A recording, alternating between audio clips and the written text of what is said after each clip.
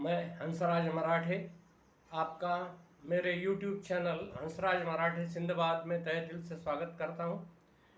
आज हम इस वीडियो में भूटान की सफ़र की शुरुआत करने वाले हैं और इसलिए हम कुछ चीज़ें भूटान के बारे में जानने की कोशिश करेंगे। अब भूटान ये एक बहुत ही खूबसूरत देश है जो कि दक्षिण एशिया के पूर्वी हिमाचल में भारत और चीन के बीच में स्थित एक देश है। इसकी राजधानी थिम्पू है। जनसंख्या लगभग 7,82,000 है। भारत के उत्तरी सीमा पर एक छोटा सा भूपरिवेष्टित देश है। भूटान के पूर्व में अरुणाचल प्रदेश है, पश्चिम में सिक्किम है, दक्षिण में पश्चिम बंगाल है और उत्तर में तिब्बत है।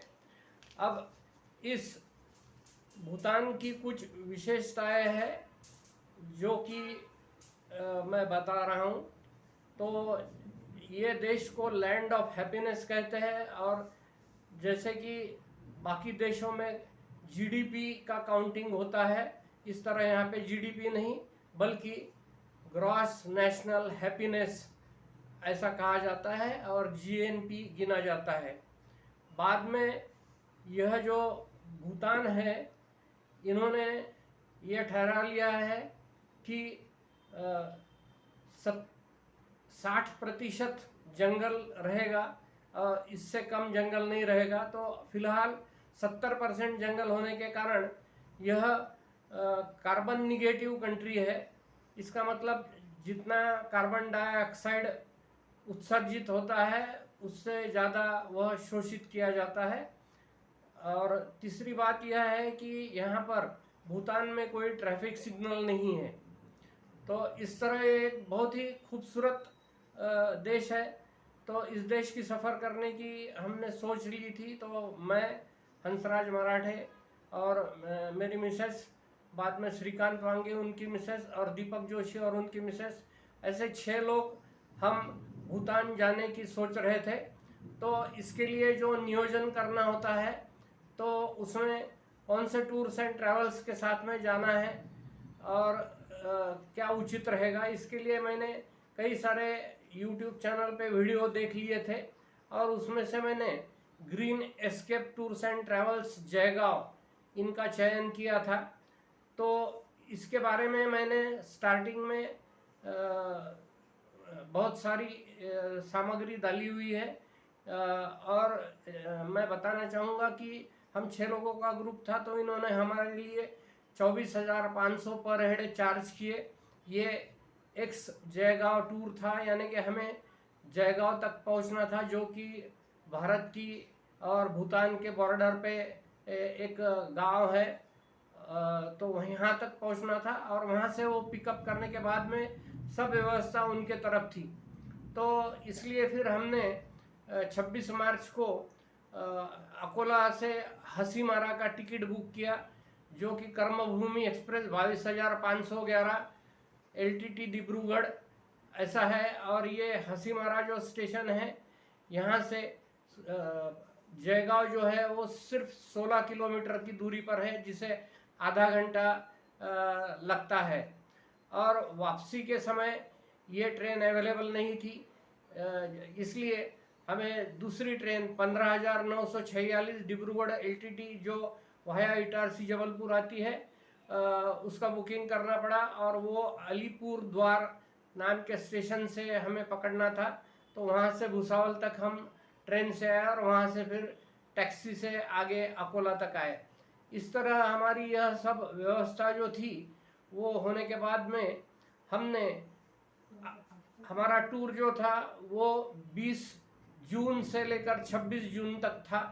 तो 20 जून को जयगांव पहुंचने के लिए हमें इस ट्रेन से 18 तारीख को रात को निकलना था जो कि 9:21 पर अकोला से निकली और तीसरे दिन 36 घंटे के बाद में, यानी दूसरे दिन कह सकते हैं, जयगांव में पहुंची, जिसका टाइमिंग 8:15 का था। लेकिन 4 घंटे लेट होने के कारण वह 12-12:15 बजे पहुंची।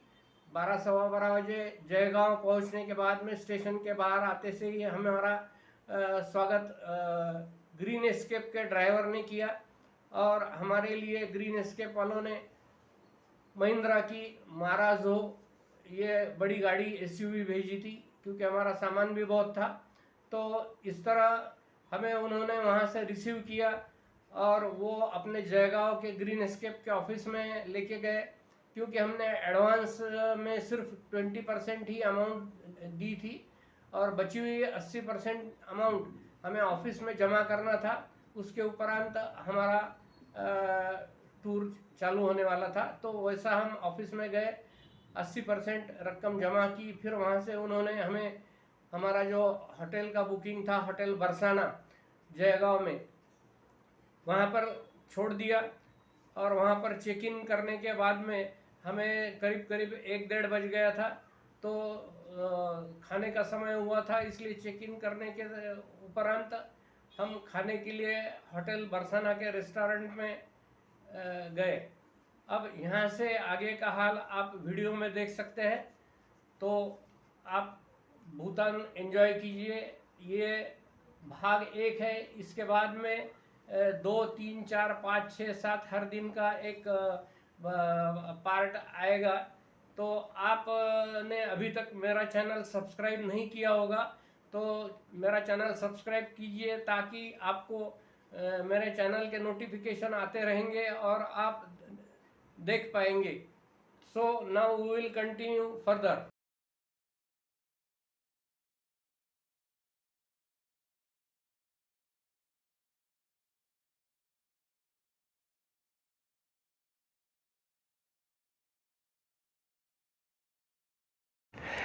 यह अकोला जंक्शन है जहाँ कि मैं रहता हूँ और मेरा सफ़र यहाँ से शुरू हुआ, जो कि 22,511 कर्मभूमि एक्सप्रेस से शुरू हुआ।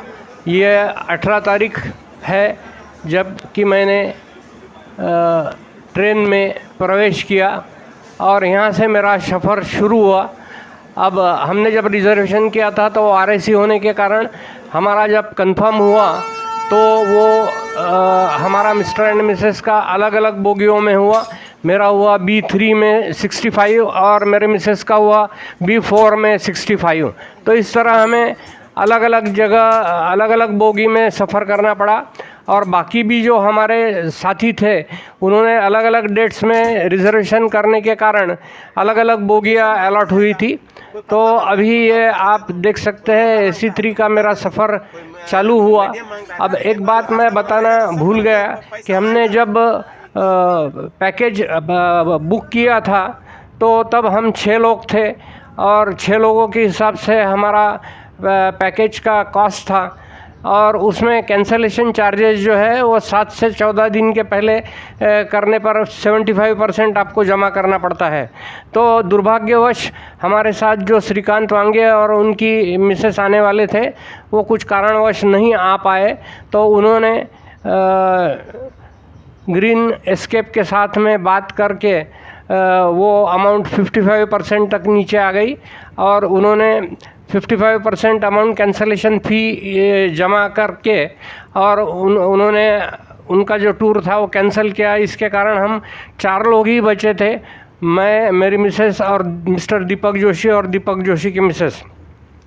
तो इस तरह हमारा ये सफ़र शुरू हुआ। अभी ये जो आप सब देख रहे हो, चाय के बागान, बाद में चावल के खेत, नदी और ये सब जो हरियाली जो है और सौंदर्य जो है, ये जलपाईगुड़ी स्टेशन के आगे का सब नज़ारा है। 20 तारीख को सवेरा होने के बाद में मैंने ये शूटिंग गाड़ी से लिया है। तो आप देख सकते हो कि भूटान तो खूबसूरत है ही, लेकिन अभी ये वेस्ट बंगाल में से गुज़र रहे हैं। बाद में कुछ जलपाईगुड़ी, न्यू जलपाईगुड़ी ऐसा है। तो अभी हम हसीमारा स्टेशन पहुंच गए। 20 तारीख को सवेरे 12:15 बजे पहुँचे। वैसे 8 का टाइमिंग था, लेकिन 4 घंटे लेट होने के कारण हम वहाँ 12:15 बजे पहुँचे। तो अभी ये ग्रीन एस्केप के ऑफिस में हमें हमारी जीप जो है, हमारी जो माराजो गाड़ी थी, ड्राइवर आया था हमें हसीमारा स्टेशन रिसीव करने के लिए। वो जयगांव में ग्रीन एस्केप के ऑफिस में लेके गए। वहाँ पर मिस्टर राजेश प्रधान ने हमारा स्वागत किया और उन्होंने हमारी हालचाल पूछी, और उसके बाद में हमने 80% जो अमाउंट थी जो वहाँ जमा करना था वो जमा कर दी। और उसके बाद में हमें ड्राइवर ने होटल बरसाना में ड्रॉप किया। अब ये जो सफ़र है ये हसीमारा स्टेशन से जयगांव का था। अभी ये जयगांव में हम होटल बरसाना में पहुंच गए हैं। होटल बरसाना में चेक इन करने के बाद में करीब करीब 1-1:30 बज गया था, 2 के करीब बज गए थे। तो हम फ्रेश होने में टाइम गंवाते तो शायद 3-4 बज जाते, इसलिए हमने पहले खाना खाने का निर्णय लिया और हम नीचे होटल बरसाना के रेस्टोरेंट में आए और यहाँ पर खाने का ऑर्डर दिया। हमने एक वेज थाली ऑर्डर की थी जिसका कॉस्टिंग था 230 रुपये। इसमें दाल चावल, बटर नान, पनीर बटर मसाला, दाल फ्राई, सलाद ऐसा था। तो अभी ये जो होटल है, तो हमने 1-2 टूरिस्ट से वहाँ के आजू बाजू के बात की। तो ये जो जनाब बैठे हैं तो इन्होंने कहा कि मैं यहाँ पर बहुत घूम चुका हूँ, हर साल आता हूँ, तो यहाँ पर सबसे अच्छा खाना कहीं मिलता होगा तो होटल बरसाना में मिलता है। तो फिर हमने ये थाली मंगाई थी और हमने खाना खाया। खाना बहुत ही स्वादिष्ट था और ये बटर नान है, उसके साथ में पनीर है, बाद में दाल फ्राई जो थी उसकी टेस्ट भी बहुत बढ़िया थी। इस तरह इन ऑल खाना बहुत ही बढ़िया था। अब ये खाने का लुत्फ़ उठाने के बाद में हमने आइसक्रीम खाई।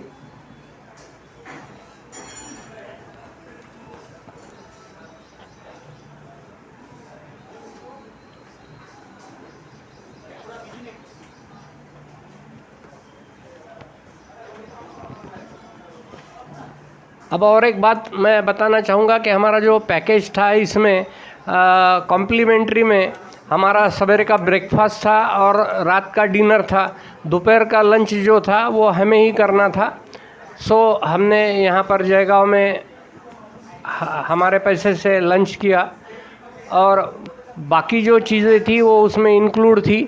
सिर्फ जो जो व्यू पॉइंट्स है वहाँ पर कुछ फ़ीस जो लगती है वो फ़ी हमारे पैकेज में इंक्लूड नहीं थी, वो हमें देना था। तो अभी ये हम आइसक्रीम का लुत्फ़ उठा रहे हैं। खाना खाने के बाद में करीब करीब 2:45-3 बज गए थे, तो हमने रूम पर जाकर फ्रेश हुए। अभी ये मेरा 312 नंबर का कमरा है और कमरा अच्छा था, थोड़ा सा छोटा था, इतना ही। बाकी कमरा बहुत बढ़िया था। एसी रूम था, टीवी था, बाद में वहाँ पर ये इलेक्ट्रिक केटली थी चाय की और चाय का सामान था जो आप वहाँ पर ही चाय बना के पी सकते हैं। 2 आरओ की वाटर बॉटल्स प्रोवाइड की गई थी डेली। उसके बाद में ये साफ़ सुथरा सा टॉयलेट है, ऊपर इलेक्ट्रिक का गीज़र लगा हुआ है so that you can get hot water for 24 hours. इसके बाद में हम थोड़ा सा आराम करने के बाद में 5-5:30 बजे बाहर निकल पड़े। ये फुटन शोलिंग का इनका इमिग्रेशन ऑफिस है जो भूटान में पड़ता है।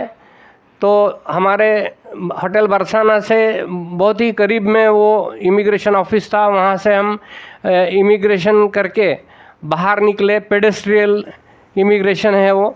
वहाँ पर आप वोटर्स आईडी और वैलिड पासपोर्ट बता के भूटान के अंदर प्रवेश कर सकते हैं और फिर से आपको वापस जाना है क्योंकि वहाँ पर रात को आप नहीं रह सकते। तो वोटर्स आईडी बाकी पेपर्स बनवाने के बाद में ही आप वहाँ पर रुक सकते हैं। तो ये एक मॉनेस्ट्री है। अब यहाँ के जितने भी मॉनेस्ट्रीज़ है तो इनके नाम थोड़े से प्रोनाउंस करने के लिए डिफ़िकल्ट है। तो ये मॉनेस्ट्री का नज़ारा आप देख सकते हैं, बहुत ही खूबसूरत मॉनेस्ट्री थी।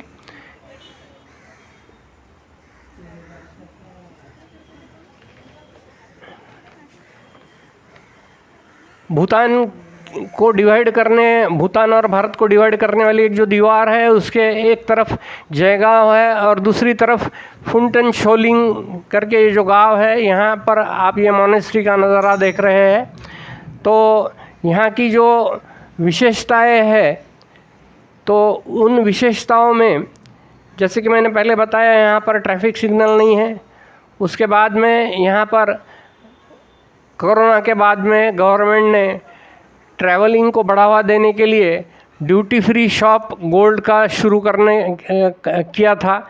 अभी ये मेरा जो वीडियो है, ये आपको यदि पसंद आया होगा तो चैनल को सब्सक्राइब कीजिए, लाइक कीजिए, शेयर कीजिए। यहाँ पर मैंने थोड़ी सी इन्फॉर्मेशन ड्यूटी फ्री गोल्ड के बारे में दी हुई है। उसके उपरांत यहाँ पर एक चीज़ और ख़ास है कि यहाँ पर दारू सस्ती है। तो ये जो 2-3 पैकिंग्स है, ये मैंने भारत में कहीं देखे नहीं थे, इसलिए यहाँ पर डाले हैं। Thank you, bye bye.